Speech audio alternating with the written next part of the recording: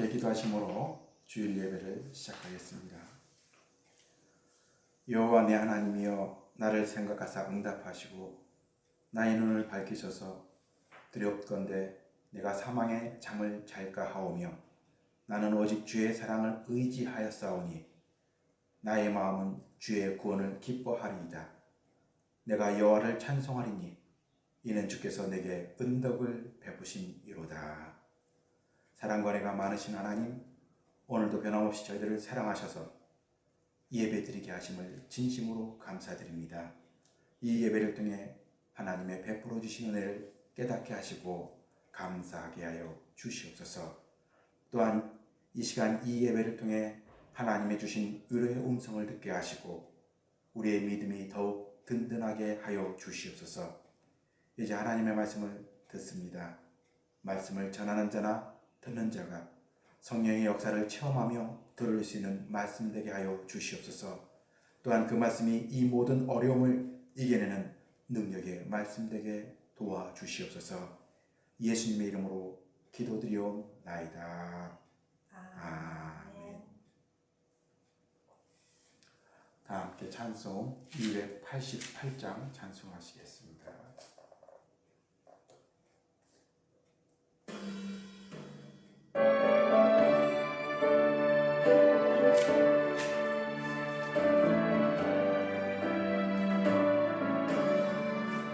예수는 나의 구주 삼고 성령과 피로써 거듭나리. 이 세상에서 내 영혼이 하늘의 영광 누리도다. 이것이 나의 간증이요 이것이 나의 찬송일세. 나 사는 동안 끊임없이 구주를 찬송하리로다.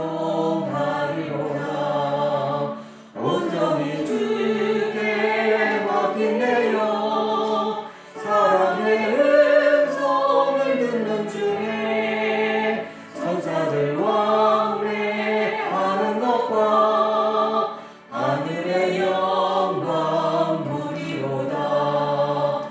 이것이 나의 간증이요 이것이 나의 찬송일세. 나 사는 동안 끊임없이 구주를 찬송하리로다.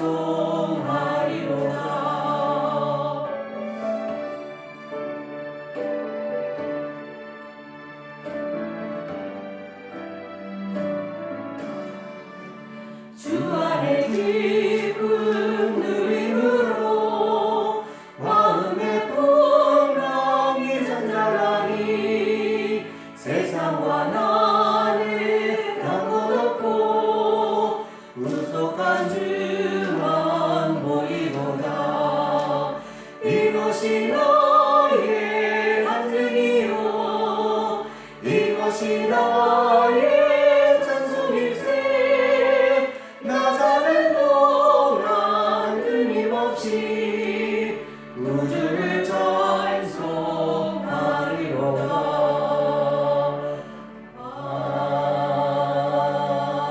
아멘.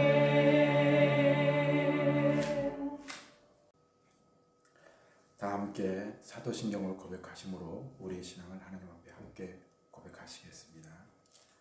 나는 전능하신 아버지 하나님 천재 창조주를 믿습니다. 나는 그의 유일하신 아들 우리 주 예수 그리스도를 믿습니다. 그는 성령으로 잉태되어 동정녀 마리에서 나시고 본디오 빌라드에게 고난을 받아 십자가에 못 박혀 죽으시고 장사된 지 사흘 만에 죽은 자 가운데서 다시 살아나셨으며 하늘에 오르시어 전능하신 아버지 하나님 우편에 앉아 계시다. 거기로부터 살아있는 자와 죽은 자를 심판하러 오십니다. 나는 성령을 믿으며 거룩한 공교회와 성도의 교제와 죄를 용서받는 것과 몸의 부활과 영생을 믿습니다. 아멘. 하나님께서 오늘 우리에게 주시는 말씀은 스가랴 3장 1절에서 5절의 말씀입니다. 스가랴 3장 1절에서 5절의 말씀을 다 함께 한 목소리로 봉독하겠습니다. 함께 봉독합니다. 대제사장 여호수아는 여호와의 천사 앞에 섰고 사탄은 그의 오른쪽에 서서 그를 대적하는 것을 여호와께서 내게 보이시니라. 여호와께서 사탄에게 이르시되 사탄아 여호와께서 너를 책망하노라. 예루살렘을 택한 여호와께서 너를 책망하노라. 이는 불에서 거있는 그슬린 나무가 아니냐 하시되 여호와가 더러운 옷을 입고 천사 앞에 서 있는지라.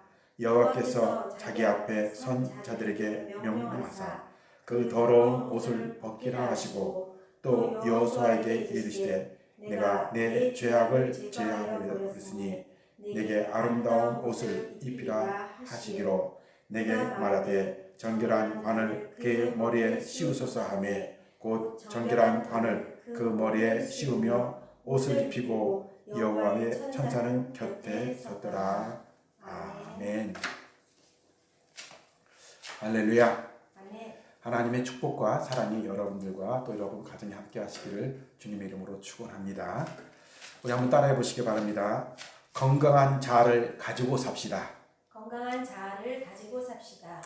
저는 여러분 모두가 인생 살면서 건강한 자아를 가지고 살아갈 수 있는 여러분 되시기를 주님의 이름으로 축원합니다. 한번 여러분에게 질문을 해보겠습니다. 여러분들은 누구이십니까? 이런 질문하면은 생뚱맞게 이런 질문을 하게 되면 사람들이 내가 나를 제일 잘하는데 내가 누구냐고 물어보면 뭐라고 대답하나 아마 그렇게 말할 수 있을런지 모르겠어요. 근데 정말 여러분들은 누구라 생각하십니까? 우리가 생각하기에 우리 자신을 참 잘 알고 있다라고 생각하지만 여러분들이 내 자신을 의외로 모르고 살 경우가 참 많다라는 거예요. 한번 이 그림을 보시기 바랍니다. 이 그림에 보면은 삼각형 그림이 있는데 이 삼각형에 보면은 맨 위에 부분이 있고 중간 부분이 있고 또 밑에 부분이 이렇게 나눠져 있습니다. 근데 상담학이라든가 심리학에서는 여기서 맨 밑에 있는 삼각형 가장 많은 부분을 뭐라고 말하냐면은 나긴 난데 나라는 사람을 알고 있는데 이건 어떤 나냐면은 모든 사람들이 알고 있고 또 나도 알고 있는 내 자신의 모습이다. 그렇게 말합니다.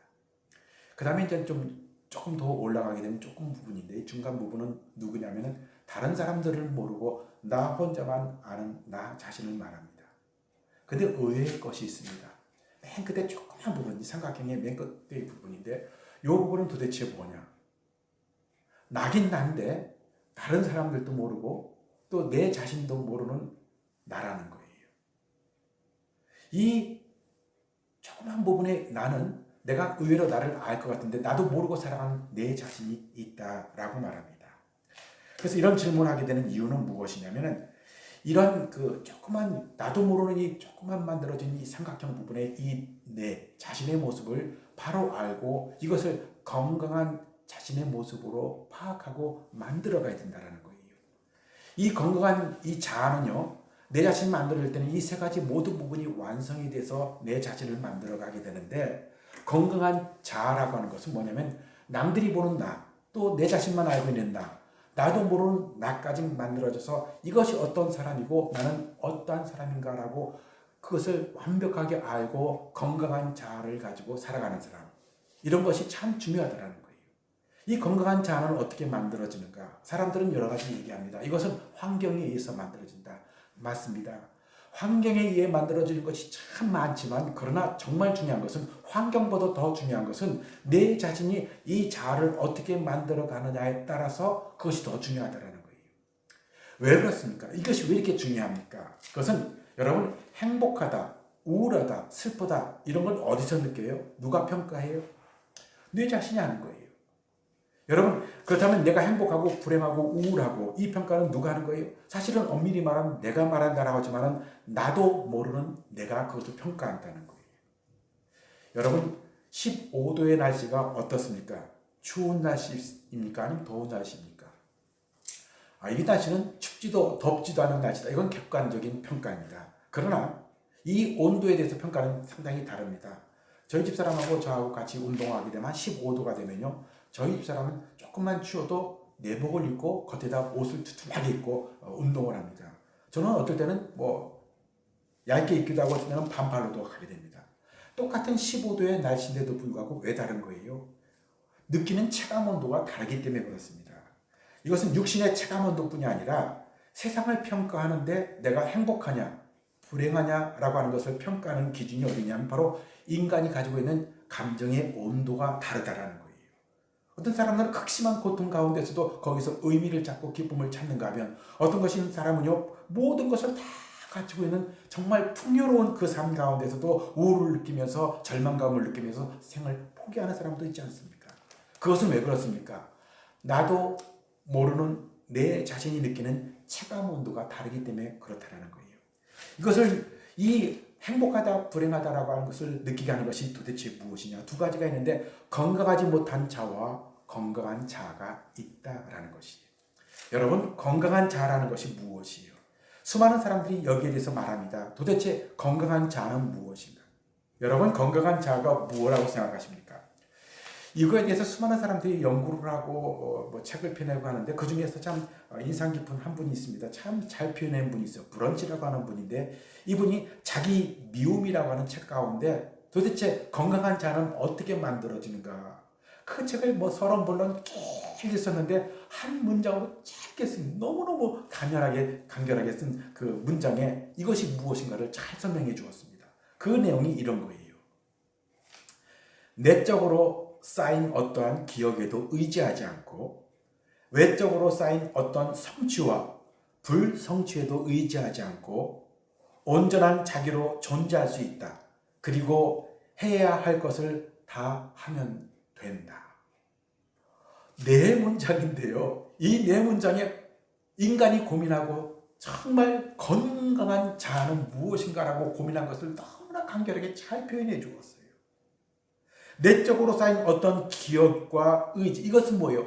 자기도 모르는 내 자신, 나를 만들어갔던 보이지 않는 내 자아, 그리고 어떻게 해요? 외적으로 만들어진 환경 위에서 만들어진 어떤 환경들. 또 하나는 뭐예요? 그 모든 것을 의지하지 않고 자기 나름대로 나는 누구인가를 바로 알고 건강한 자아를 갖고 살게 되면 그 다음에 뭐가 돼요? 그리고 해야 할 것을 하면 된다. 사명을 잘 감당하는 그런 사람이 될 때 이런 사람들은 어떻게 해요? 건강한 자아를 가지고 있는 사람이다라고 평가한다는 거예요. 저는 여러분 모두가 이러한 건강한 자아를 가지고 살아가시는 여러분 되시기를 주님의 이름으로 축원합니다. 여러분 건강한 자아상을 가지고 있을 때 사람들은 거기서 행복하게 되고요. 뿐만 아니라 다른 사람들을 행복하게 만들 수 있고요. 그 사람으로 인하여 사회가 아름다운 사회가 만들어진다라는 것이에요. 자, 그렇다면 어떻게 하면 우리가 건강한 자아상을 만들어갈 수 있겠습니까? 오늘 본문을 통해서 우리에게 말씀해 주고 있습니다. 오늘 본문에 보면 우리에게 말씀하는 메시지는 어떤 것이냐면 건강한 자아를 갖고 사는 방법을 우리에게 말씀해 주고 있습니다. 그러면서 아주 중요하게 말씀하는 것 중에 하나가 뭐예요? 불에 타다 남은 그을린 나무 토막이다. 여러분, 불에 타다 남은 그을린 나무 토막이라는 건 뭐예요? 불에 한참 타고 있는데 불에 막 타고서 거의 다 꺼져갈 무렵에 어떻게 해요? 그것을 불을 끄고 거기서 나무를 건져내면 어떻습니까? 나무가 나오긴 나오는데 불에 그슬려서 겨우겨우 형체만 남은 그러한 나무를 말할 때 바로 그을린 나무 토막이다라고 말하고 있습니다. 그런데 오늘 본문 이 말씀, 우리의 존재를 무엇으로 생각하는 사람이 건강한 자아냐면 바로 내 자신을 불에 타다 남은 그을린 나무 토막으로 생각하며 사는 사람이 건강한 자아를 가지고 있는 사람이다라는 것이에요. 오늘 이것을 구체적으로 설명하고 있습니다. 그러면서 오늘 본문에는 무엇으로 말하면 이 불에 타다 남은 그을린 나무 토막으로 살 때 이 사람에게는 세 가지의 축복을 준다는 거예요.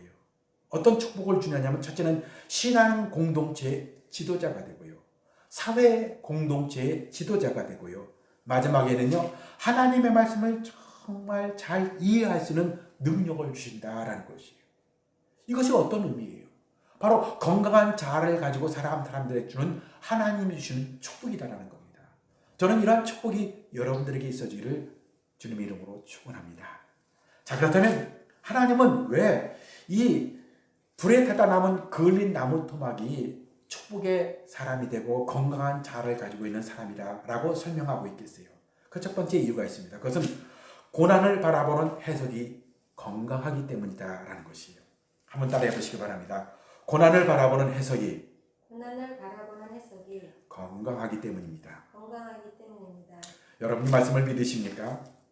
여러분 고난을 바라보는 해석이 건강한 사람은 어떤 사람이라고 볼 수 있어요? 그것은 건강한 자아를 가지고 있는 사람이다라는 거예요. 오늘 본문은 여러분들이 잘 아는 대로 오늘 성경은 묵시록입니다.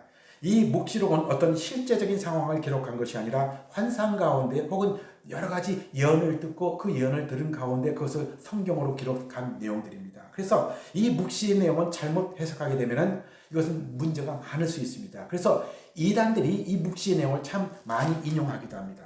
그런데 오늘 스가랴 선지자는 환상을 보았습니다. 어떤 환상을 보았냐면 여호수아라고 하는 사람이 하나님 앞에서 재판을 받는 거예요.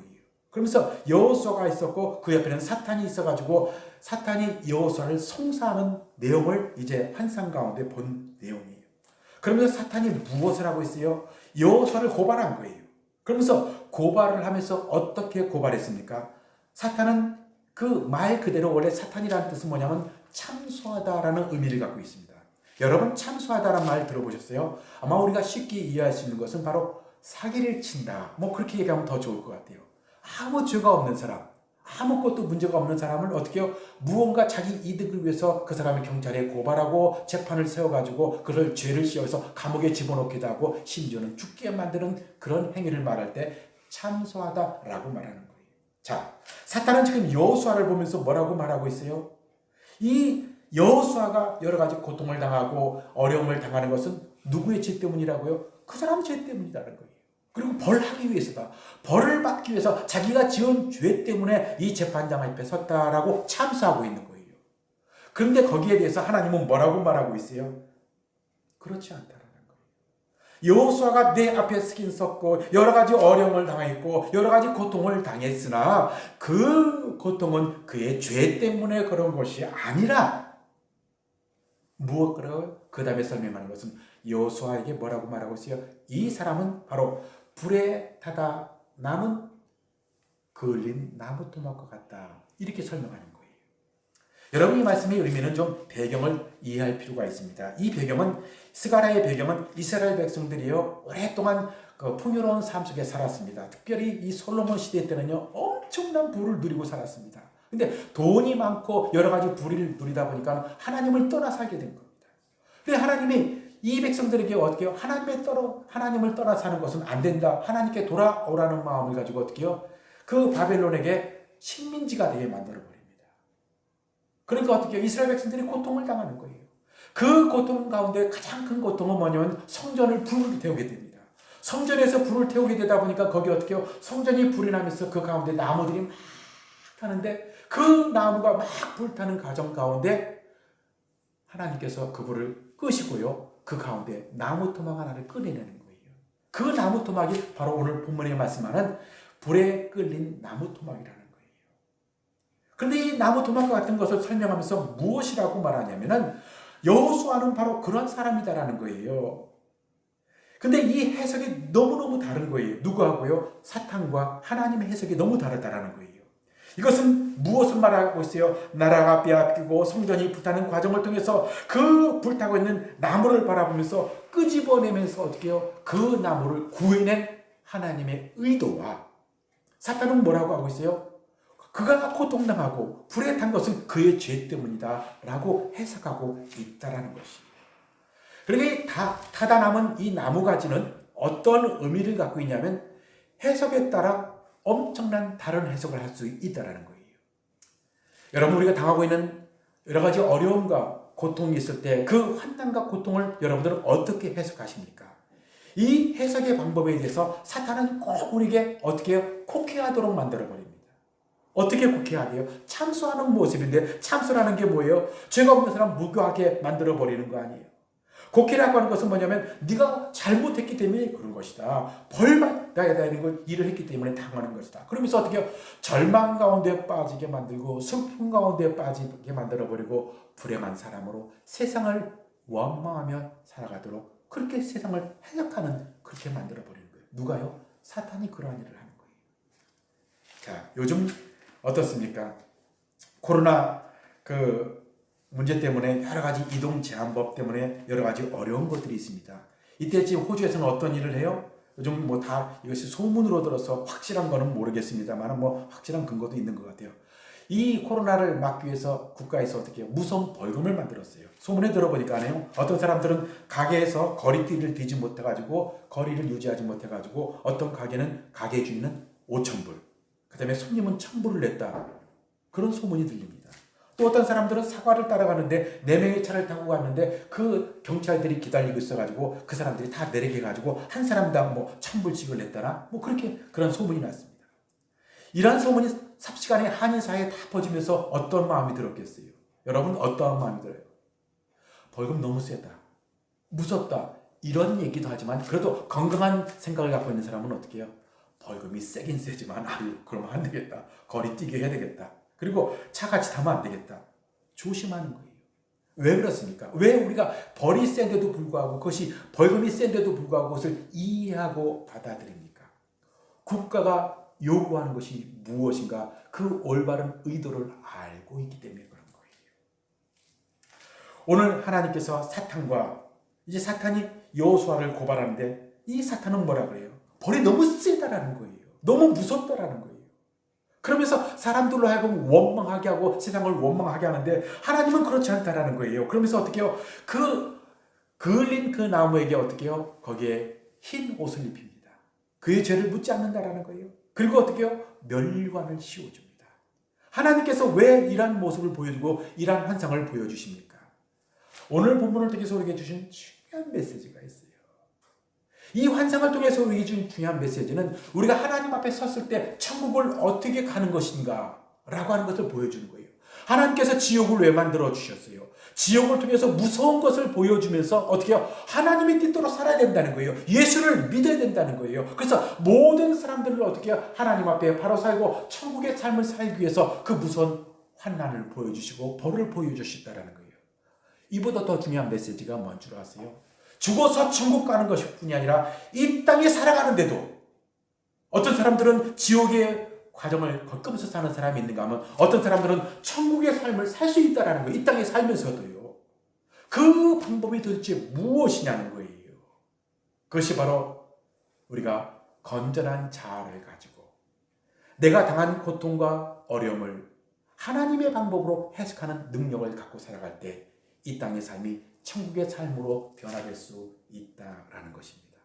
저는 여러분 모두가 이 믿음을 가지고 어떠한 상황 속에서도 하나님의 뜻을 해석하면서 하나님의 방법대로 살아가면서 복된 삶을 누려가는 여러분 되시기를 주님의 이름으로 축원합니다. 두 번째, 그렇다면 우리가 살펴보아야 할 것은 그럼 어떻게 해석하는 것이 건강한 해석이냐라고 하는 것이에요. 건강한 자아가 형성이 되면요, 은혜 받은 것을 느끼며 살아가게 됩니다. 한번 따라해 보시기 바랍니다. 은혜 받은 것을 느끼며 삽니다. 여러분 이 말씀을 믿으십니까? 건강한 자아가 형성된 사람들에게 주시는 하나님의 축복이 있습니다. 어려운 심판과 어려운 고난을 통해서 그 어려운 고난을 기억하는 것이 아니라 그 고난을 통해서 하나님께서 나를 건져주셨다라는 은혜를 깨닫고 살아간다는 거예요. 오늘 불에 타다 남은 그을린 나무, 이 나무 입장에서는 두 가지로 해석할 수 있을 것 같아요. 첫 번째 해석은 뭐예요? 그 불꽃 구덩 가운데 정말 죽을 만큼 고통 가운데 살았다라는 거예요. 그러면서 뭐라고 말할 수 있어요? 너무 힘들었다라는 거예요. 너무 고통스러웠다라는 거예요. 그러면서 그 그을린 자신의 모습을 바라보면서 세월을 원망하며 모든 것을 탓하면서 원망한 사는 그런 삶의 모습이 있을 거예요. 또 한 가지 삶의 모습은 뭐예요? 죽을 만큼 고통스러운 가운데도 불구하고, 아니 죽어야 돼서 불에 타다 모든 것이 다 끝나야 되는 그 인생인데도 불구하고 하나님께서 자기를 건져주셨다라는 의식입니다. 여러분 이 마음을 가진 사람은 어떻게 남은 인생을 살겠어요? 하나님께서 나를 건져주셨다는 거예요. 죽을 수밖에 없는 인생이었는데도 불구하고 하나님이 자기를 건져주시고 나를 구원해 주셨다는 거예요. 그러면서 어떤 마음으로 갖고 살아요? 하나님이 나를 구원해 주셨다. 그러면서 감사하며 살아가는 삶이 있다는 것이에요. 여러분 이 해석이 별 차이가 없어 보입니다. 그러나 그의 인생의 결과는 너무너무 다른 거예요. 여러분 이 사진 한번 보시기 바랍니다. 카나다에 있는 친구가 보내주었는데 참 재밌는 사진이에요. 잘 보이세요? 첫 번째 사진 모나리사상, 두 번째 사진은 마스크를 끼고 있고요. 세 번째는요 어떻게요? 좀 최최해졌죠. 네 번째는 어떻게 했어요? 그 확진자라는 게 뭔가 했더니 확 찌는 사람, 그걸 확진자라고 말하더라고요. 정말 확진 모나리자상을 볼 수 있어요. 여러분이 사진을 보면서 어떻습니까? 웃기는 웃지만 자신에게 웃을 일은 아니죠. 이 그림을 통해서 어떻게요? 사람들이 너무 힘들게 살고 있다는 거예요. 너무너무 힘듭니다. 코로나가 오래되다 보니까 어떻게요? 사람들이 나가지도 못하고 만나지도 못하고 그러면서 나타나는 상황, 몸은 푹푹 찌면서 이 건강한 게 아니죠. 이런 어려운 가운데 우리는 하나님의 뜻을 어떻게 받아들이고 있습니까? 여러 사람이 있을 거예요. 죽어가는 수많은 사람이 있음에도 불구하고 그 어려운 가운데 하나님이 나를 지켜주셨다라는 감사한 마음을 가지고 살 수도 있습니다.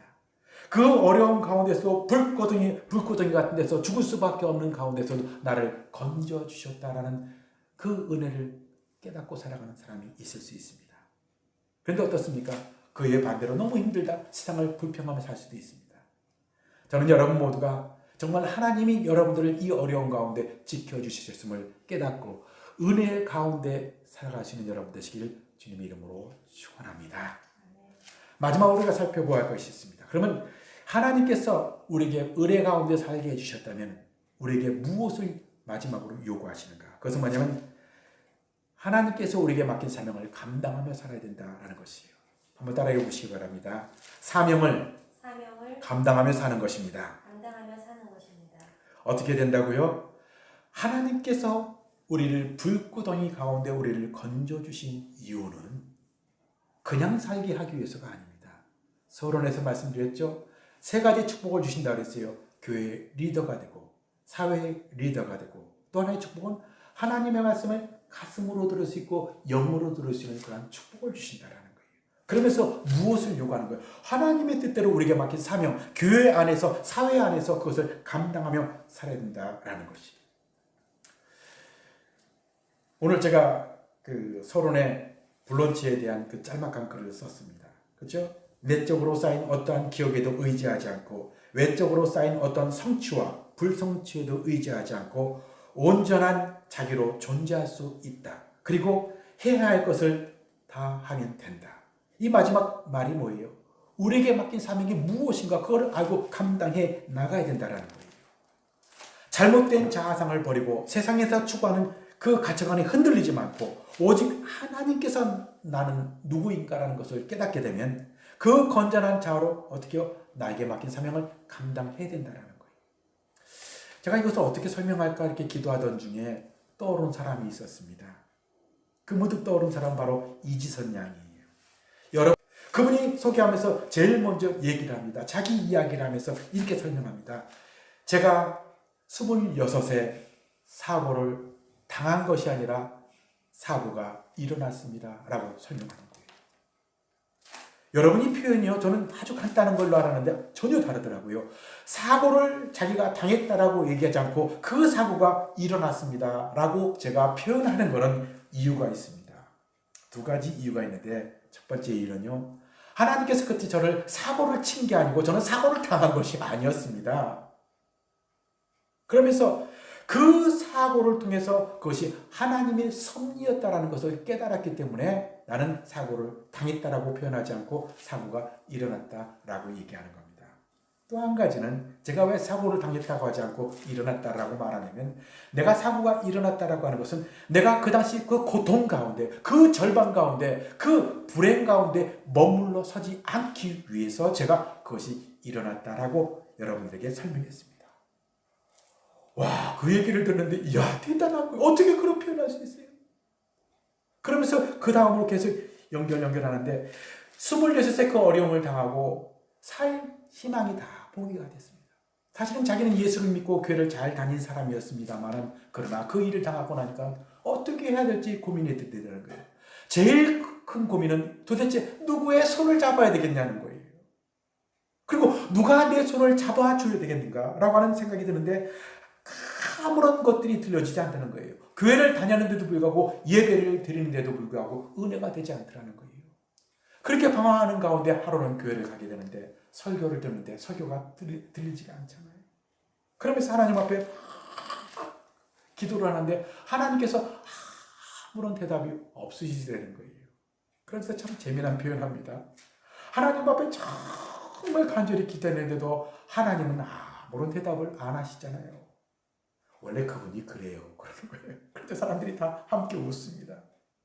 여러분 무슨 얘기예요? 정말 우리가 힘들고 어려워도 하나님 우리에게 어떻게 하늘에서 음성이 들려오고 뭐 이런 소리가 들려지지 않더라는 거예요. 그래서 묵묵부답인 것이 하나님의 모습 아니에요. 그런 줄 알고 이제 예배 끝나고 이 집을 돌아가려고 그러는데 예배 끝나는 순간 목사님이 자기를 보더니 이렇게 다가와가지고 조용히 자기를 안아주시더라는 거예요. 그러면서 이 말씀을 하시더래요. 사랑하는 딸아, 내가 너를 사랑하노라. 그렇게 하고 자기가 이제 집을 가게 되는데 설교 속상에서 들려지지 않은 하나님의 음성이요. 그 순간 가슴에 확 가더라는 거예요. 내가 목사님 딸도 아닌데 왜 나보고 사랑하는 딸이라 그랬을까? 근데 그 음성이 자기의 가슴에 확 들어오는데 사랑하는 딸아, 내가 너를 사랑하노라.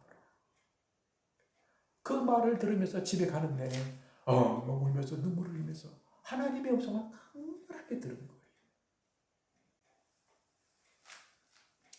저는 이 말씀을 들으면서 사실은 저도 눈물이 났어요.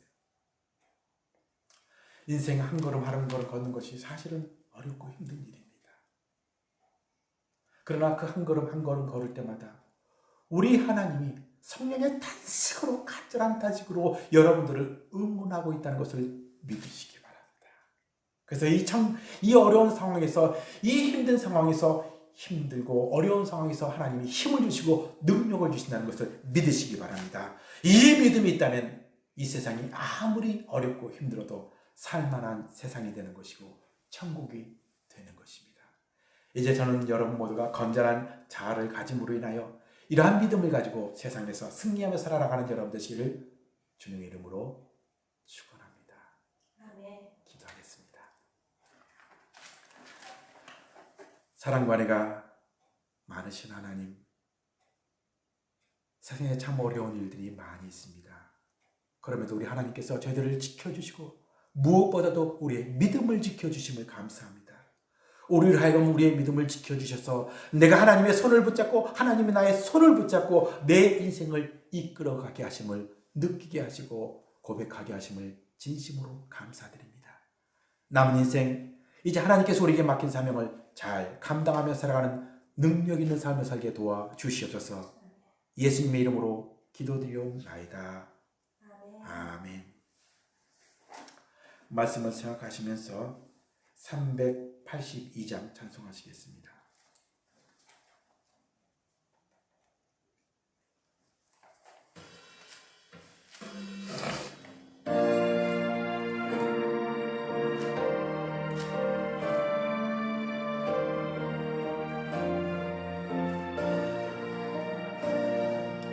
너는 지목 좀 멀어라 주 너를 지키리 주 날개 밑에 거하라 주 너를 지키리 주 너를 지키리 아무 때나 어디서나 주 너를 지키리 늘 지켜주시리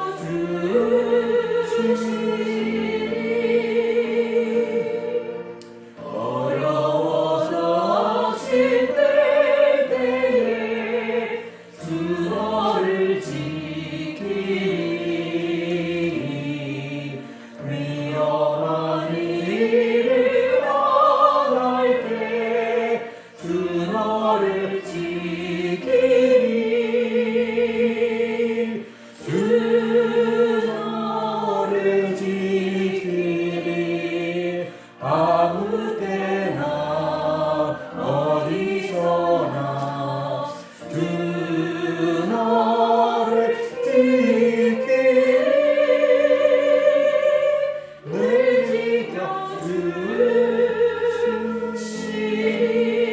지켜주시리 것을 긍휼히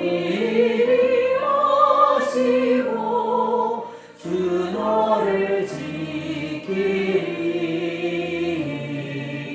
구하는 것을 주시며 주 너를 지키리 주 너를 지키리 아무 때나 어디서나 주 너를 지키리 늘 지켜주시리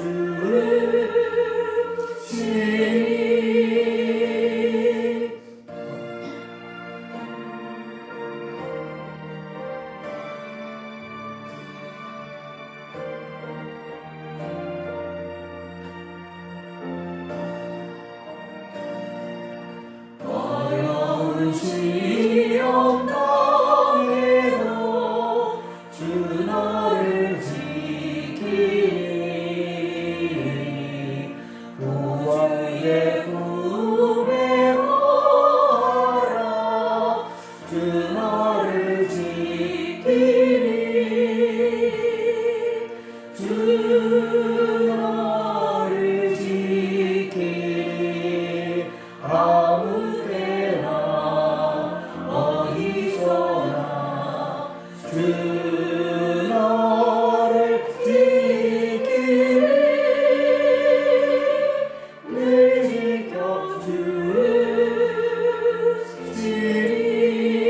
지켜주시리 아멘.